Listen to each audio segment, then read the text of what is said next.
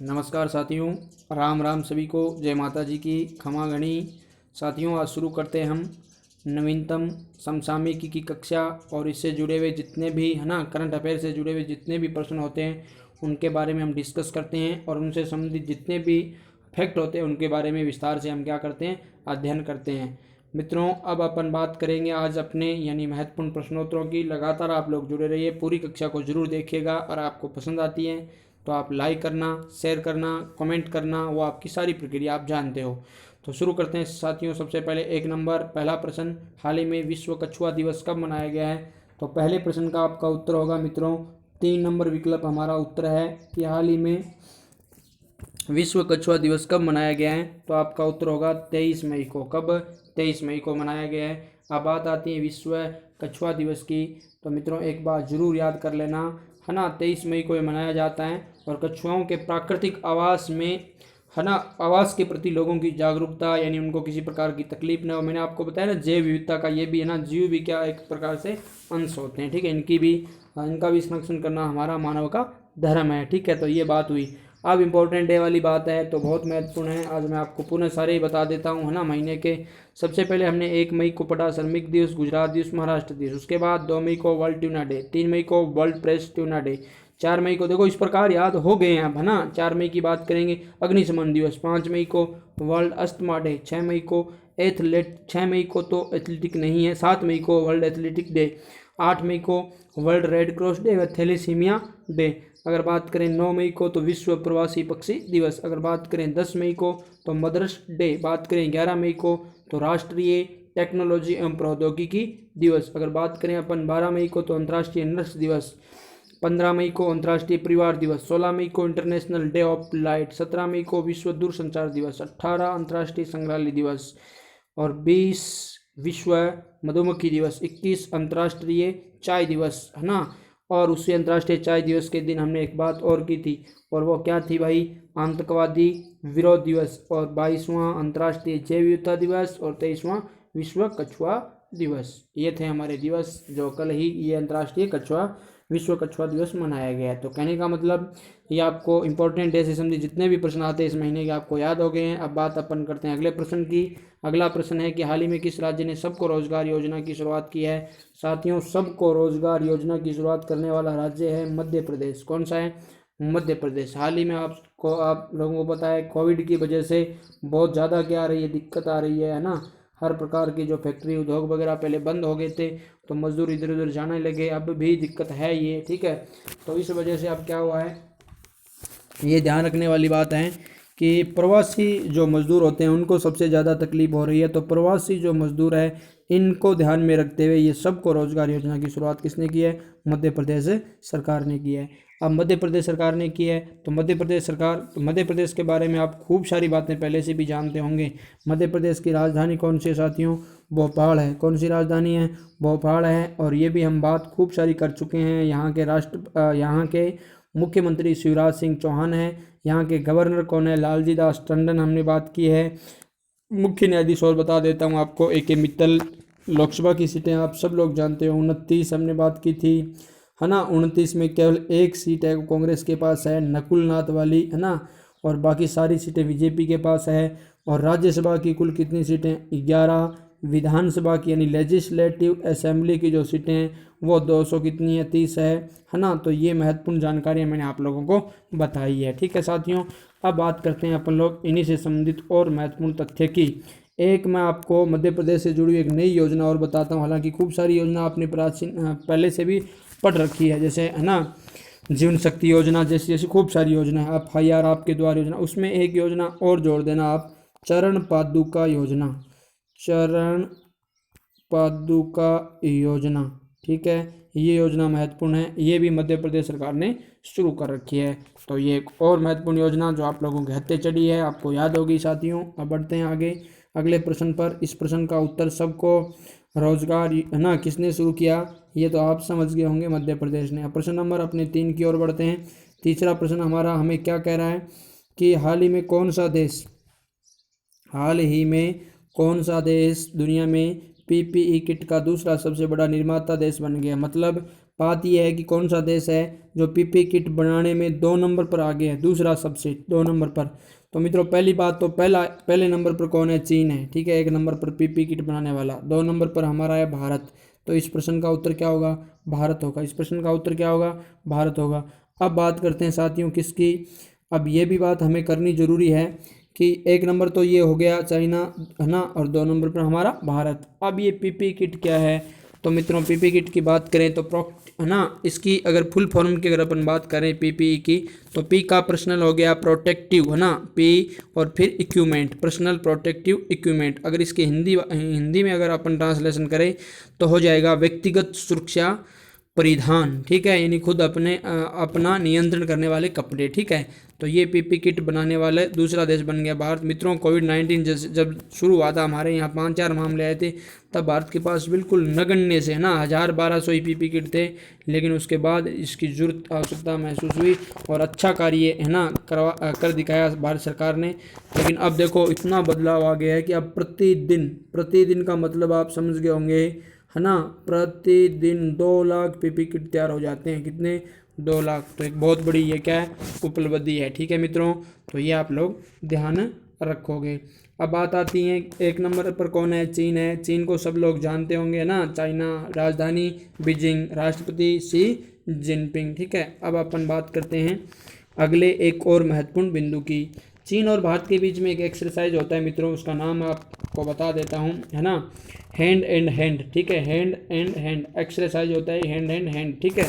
तो ये भी ध्यान रख लेना। अब अपन बात करते हैं मित्रों अगले प्रश्न की। अगला प्रश्न हमारा है 4 नंबर कि हाल ही में आरबीआई ने रिवर्स रेपो रेट को 3.75 से घटा करके, हाल ही में आरबीआई ने रिवर्स रेपो रेट को 3.75 से घटा करके कितने प्रतिशत कर दिया है? तो आपको बताना है। तो सबसे पहले मित्रों इस प्रश्न के उत्तर को हमें जानना है। तो सबसे पहले 1 नंबर विकल्प है वही हमारा क्या है? उत्तर है, यानी 3.35% कर दिया है, ठीक है। और अब अगर अपन बात करें मित्रों, आरबीआई ने ये किया है ना, और एक चीज़ आपको ध्यान रखना है, रिवर्स रेपो रेट, है ना, ये एक प्रक्रिया है। जैसे एक तो होता है रेपो रेट, एक रिवर्स रेपो रेट, है ना, एक तो होता है रेपो रेट, एक होता है रिवर्स रेपो रेट। एक तो लिया जाता है मित्रों, है ना, बैंक जब, है ना, धन देता है किसी को, है ना, जैसे बैंक है, आरबीआई द्वारा किसी अन्य बैंकों को धन दिया जाता था, एक तो उससे लिया जाता है रिवर्स रेपो रेट। एक रेपो रेट होता है ना, एक रेपो रेट होता है, जैसे कोई बैंक अगर आरबीआई को देता है, आरबीआई उसको कितना ब्याज देता है। तो ये एक महत्वपूर्ण बात है।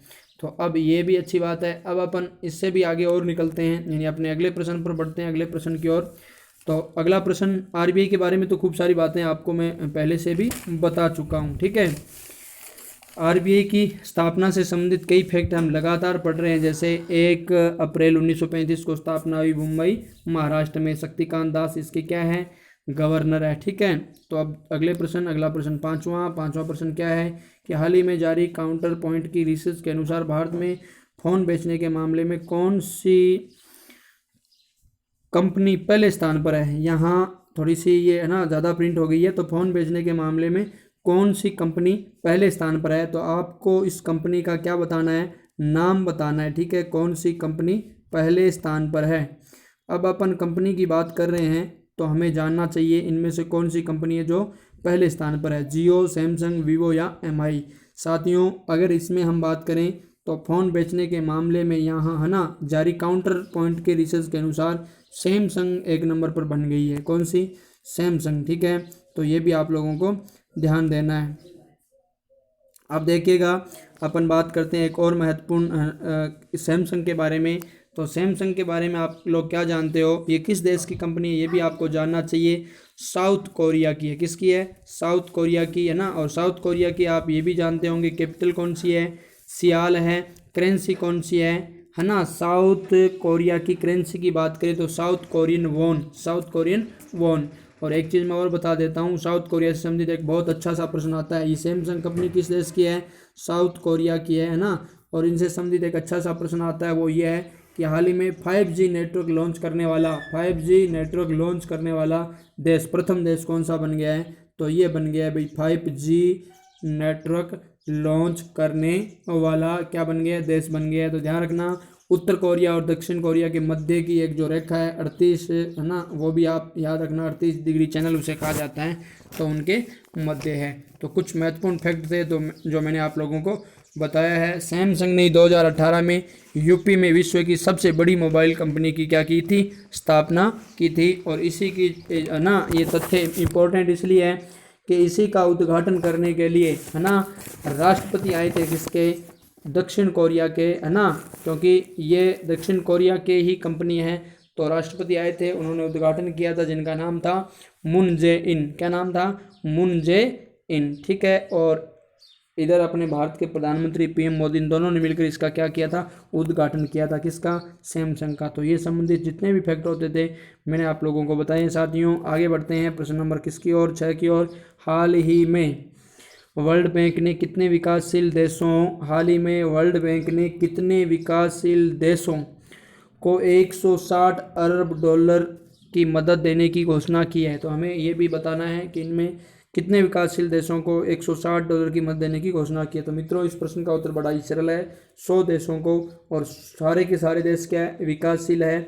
और उनको क्या दिया है, मतलब घोषणा दी किस, मतलब सहायता दी है किसने, वर्ल्ड बैंक ने सहायता करने की घोषणा की है। तो आपको याद रखना है कि वर्ल्ड बैंक ने की है। तो आप लोग क्या जानते हैं उससे संबंधित, और ये क्यों दी है, कोविड-19 सबसे बड़ा कारण तो ये क्या है, कोविड-19 ही है ना। इस संकट के मध्य, इस संकट से उबारने के लिए दिया है, वर्ल्ड बैंक ने दिया है मित्रों।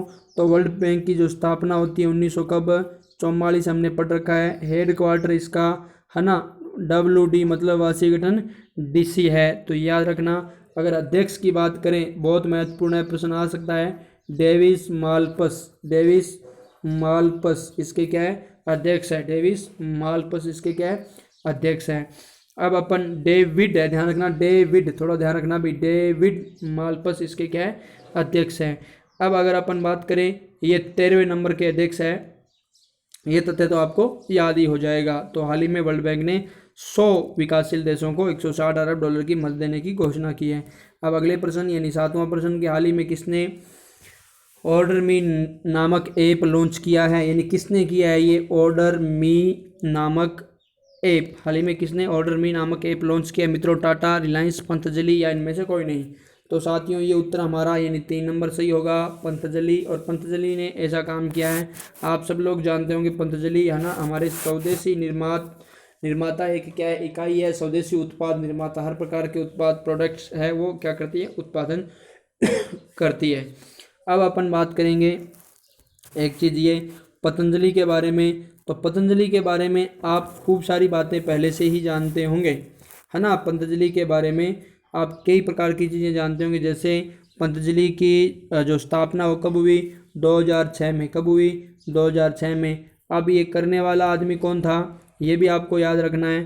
करने वाले 2 व्यक्ति थे, एक तो बाबा रामदेव आप जानते होंगे, ठीक है, और एक व्यक्ति और था उनके साथ, आचार्य बालकृष्ण। कौन था, बालकृष्ण, आचार्य बालकृष्ण। इन दोनों ने मिलकर 2006 में इसकी स्थापना की। हेडक्वार्टर इसका कहाँ पर है, हरिद्वार में है। कहाँ पर है, हरिद्वार में, ठीक है। तो वो भी आप लोग याद करना।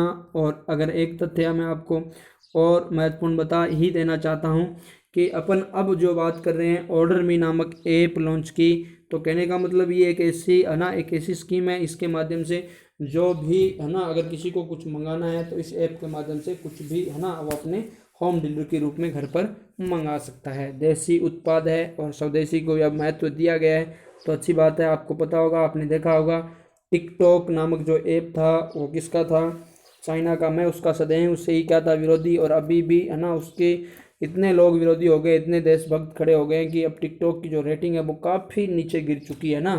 तो ये सही है, देश के स्वदेशी। और चीन को जवाब बस अर्थव्यवस्था के रूप में दिया जा सकता है सबसे, चीन की यही सबसे कमज़ोर रग है, अगर उसको हम पकड़ लेंगे तो निश्चित तौर पर चीन पर काबू पा सकते हैं। कहने का मतलब वो हमें बेवजह परेशान नहीं कर सकता।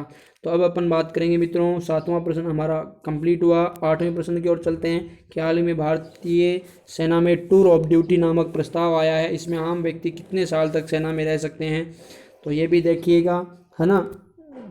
अच्छा है ये भी प्रश्न कि हाल ही में भारतीय सेना ने टूर ऑफ ड्यूटी नामक क्या है, एक प्रस्ताव है। अब टूर ऑफ ड्यूटी नामक प्रस्ताव है, ये है क्या मित्रों, ये एक ऐसा प्रस्ताव है, इसके माध्यम से क्या होता है कि कोई आम व्यक्ति, ठीक है, अब ऐसा नहीं है कि जैसे ही है ना, जैसे मेरे दिमाग में आ गया मैं चला, आपके दिमाग में आप चला, जाके भर्ती हो गए, ऐसा कुछ भी नहीं है मित्रों। नियम शर्तें कानून कायदे वही रहेंगे, परीक्षा भी होगी, दौड़ भी होगी, फिजिकल भी होगी, ट्रेनिंग भी होगी, सब कुछ होगी। तो फिर यह आम कैसे है? आम का मतलब ये हो गया कि अब एक तो इसमें पद वगैरह की जो वरीयता है वो थोड़ी बहुत ज़्यादा अधिक होगी, और ये 3 ही वर्ष के लिए रहेंगे। प्रश्न का उत्तर भी हमारा यही है ना, यहाँ पर ये 3 वर्ष के लिए ही आर्मी ज्वाइन करेंगे मित्रों, ये ध्यान रखने वाली बात है। ये स्थायी नहीं होंगे, जैसे हमारे अब फौजी भाई है वो स्थायी हो जाते हैं, जब तक उनकी एज नहीं होती है तब तक वो रिटायरमेंट नहीं होते। रिटायरमेंट होने के बाद में पेंशन भत्ते इत्यादि सारी सुविधाएं दी जाती, लेकिन इनको ये सुविधाएं नहीं दी जाएगी। और ये क्यों है? ये इसलिए कि यहाँ के जो नौजवान हैं, कुछ लोग ऐसा जानते हैं, ऐसा चाहते हैं कि हम देश भक्ति के रूप में, जज्बे के रूप में हम देश की सेवा करें, चाहे कैसे भी करें, या 2 वर्ष के 3 वर्ष के कितना ही मौका मिले हम कर लेंगे 3 वर्ष के लिए, है ना, फिर अन्य काम भी करना चाहते हैं। तो मित्रों ये 3 वर्ष के लिए ये भारत सरकार ऐसा कोई प्लान ला रही है, भारतीय सेना, ठीक है। तो देखते हैं ये कितना कारगर सिद्ध होता है, ये कब तक क्या होता है, बात आगे की और अपन करेंगे, ठीक है। तो ये बात आप समझ गए, है ना। और एक चीज़ मैं आपको पुनः बता देता हूँ, ऐसा नहीं है कि आप जैसे आप उठे हो, है ना, और चले गए, कहते हैं मैं फौजी हूँ चलो मुझे लगाओ, ऐसा कुछ भी नहीं होगा। उसी प्रकार सब कुछ है, मानदंड है वही रहेंगे। अब बात करते हैं हाल ही में प्रश्न नंबर 9 की, कि हाल ही में फिक्की लेडीज ऑर्गेनाइजेशन का राष्ट्रीय अध्यक्ष किसे नियुक्त किया गया है? हाल ही में, देखो प्रश्न क्या है कि हाल ही में फिक्की लेडीज ऑर्गेनाइजेशन का राष्ट्रीय अध्यक्ष किसे नियुक्त किया गया है? तो अब हमें उत्तर देना है दीप्ति मिश्र, जाह्नवी फूकन, गिरिजा गर्ग। तो मित्रों गिरिजा गर्ग नहीं है, उत्तर हमारा होगा जाह्नवी फूकन। जाह्नवी फूकन को क्या बनाया गया है ना, फिक्की के लेडीज ऑर्गेनाइजेशन का राष्ट्रीय अध्यक्ष बना दिया गया है। तो ये एक अच्छा सा प्रश्न आपके सामने आया। अब बात अगर आप लोग फिक्की की करोगे तो फिक्की से संबंधित आप लोग क्या जानते हो भाई, क्या जानते हो? यानी कि फिक्की हो गया, है ना, ये देखो FICCI फेडरेशन, इसकी फुल फॉर्म होती है federation of India chambers of commerce and industries, ठीक है। इसकी जो स्थापना हुई कब? 1927 में। कब? 1927। और कहाँ? नई दिल्ली। हेडक्वार्टर कहाँ पर है? नई दिल्ली में, ठीक है। तो ये आप लोग ध्यान रख लेना, बहुत अच्छा है ना। Federation of India chambers of commerce industries, FICCI, स्थापना 1927 ईस्वी में। इसके हाल ही में राष्ट्रीय अध्यक्ष किसे बना दिया गया? अध्यक्ष तो वह जाह्नवी फूकन, ठीक है। तो ये भी अपना महत्वपूर्ण जो प्रश्न है वो आया है। अब साथियों एक और प्रश्न की ओर चलते हैं हम, प्रश्न नंबर 10 कि हाल ही में किस देश ने अपने सीनेट में स्टॉक एक्सचेंज, हाल ही में किस देश ने अपने सीनेट में स्टॉक एक्सचेंज से चीनी फर्मों को डीलिस्ट करने का बिल पारित कर दिया? मित्रों अमेरिकी सीनेट में, ध्यान देना भाई, अमेरिकी सीनेट में ये चीन के विरुद्ध, ध्यान रखना, चीनी फर्मों को डीलिस्ट करना मतलब चीन की जितनी भी उत्पाद कंपनियां हैं उनको क्या कर दिया गया है, एक तरीके से, है ना, डी लिस्ट में डाल दिया गया है ना। और एक चीज़ मैं आपको बता देता हूँ कि चीन के अंदर, है ना, जितनी भी चीन के जो कंपनियां हैं उनको डी लिस्ट कर दिया, मतलब अब वो वहाँ पर कुछ भी व्यवसाय नहीं कर सकती। और साथ साथ में यह भी कि नई कंपनियां वहाँ पर नहीं शुरू हो सकती। तो ऐसा किसने किया? चीन ने, क्योंकि चीन भड़का हुआ है किसके ऊपर, है ना, सॉरी, अमेरिका ने ऐसा किया चीन के ऊपर, है ना। अमेरिका चीन पर क्रोधित भी है, और हो भी क्यों ना हो, क्योंकि अमेरिका के, है ना, 1 लाख से अधिक जो लोग हैं इस कोरोना के क्या चढ़ गए हैं, भेंट चढ़ गए हैं। मतलब वैसे तो बीमार तो कितने ही हुए हैं, लेकिन इतने लोग तो मारे गए हैं। तो कहीं ना कहीं जो अमेरिका का गुस्सा है वो बिल्कुल क्या है, जहाँ विश्व की महाशक्ति अब पूरी तरह से एक तरीके से तबाही हो गई है, ठीक है ना, इस मामले में। तो ये वही अमेरिका है, अगर इसके कोई एक नागरिक को चोट भी आ जाती थी तो ये दूसरे देश के साथ, है ना, विश्व युद्ध करने के लिए तैयार हो जाते थे। लेकिन अब ये इस प्रकार के जो रोग ने इसमें तबाही मचाई है ना, और वास्तव में इसका सीधा जिम्मेदार चीन है मेरी दृष्टि से भी, ठीक है। तो मित्रों ये बात आप ध्यान रखना, ये किसके, है ना, किस देश के सीनेट में आए हैं? तो अमेरिका में। किसकी बात कर रहे हैं? अमेरिका की। तो ये बात हो गई, अपने प्रश्न का उत्तर भी हो गया। चीन वहाँ पर ऐसा कुछ भी नहीं कर सकता, है ना, यही घेरने का पूरा चीन को तरीका है। तो ये अपना 10वां प्रश्न था मित्रों, और ये अपने प्रश्न आज के पूरे हुए। अब आज का सवाल आप लोगों के लिए है, बहुत अच्छा सा सवाल है भाई। देखिएगा, कॉनरेड संगमा किस राज्य के मुख्यमंत्री है? मणिपुर, मेघालय, असम, त्रिपुरा। हाल ही में इन राज्यों का भारत भ्रमण के माध्यम से हमने क्या किया है? अध्ययन किया है। अगर आप लोगों का थोड़ा सा भी ध्यान है, अगर आप कक्षाएं देख रहे हो तो इस प्रश्न का उत्तर दे सकते हो, अन्यथा आप इस प्रश्न के पास नहीं पहुंच सकते। सर्च करके लिखने के अलावा आपके पास कोई चारा नहीं रहेगा। तो मित्रों शुरू करते हैं। और फिर भी सर्च करके लिखते हो ना तो भी बहुत अच्छी बात है, क्योंकि दोबारा कभी वो चीज़ हम देख लेते हैं, कभी भूलते नहीं, इसलिए लिखना तो चाहिए ही, चाहे कैसे भी लिखो, आओ या न आओ, लिखना तो चाहिए। ठीक है मित्रों, तो बात अपन करते हैं आज के इस सवाल की। तो सवाल आपके सामने है, आपको उत्तर देना है, विस्तार से उत्तर देना। इन सभी राज्यों के मुख्यमंत्री तो लिख ही देना, ज़्यादा नहीं दे सकते हो तो। ठीक है, और अब शुरू करते हैं अपन। यानी आज एक और तथ्य आपके सामने मैं लेकर आया हूँ, वो ये एक ध्यात्म कथन, मतलब ध्यान देने योग्य कथन। क्या? देखो, अगर फल अच्छा नहीं लगा तो उन बीजों की जांच करो जो आपने बोए थे। कहने का मतलब हमारे ना, हम कोई भी कार्य कर देते हैं और फिर हम उसके अच्छा परिणाम लाना चाहते हैं, तो मित्रों वो अगर परिणाम अच्छा नहीं है तो आप उस कार्यों पर गौर करो कि जो आपने किए हैं, है ना, पहले। तो कहने का मतलब अगर फल अच्छा नहीं लगा तो उन बीजों की जांच करो जो आपने बोए थे। ठीक है साथियों, निश्चित तौर पर आपको सफलता मिलेगी। इसी शुभकामना के साथ मैं आज की मेरी कक्षा को यहीं संपन्न करूंगा। जय हिंद, जय भारत, वंदे मातरम।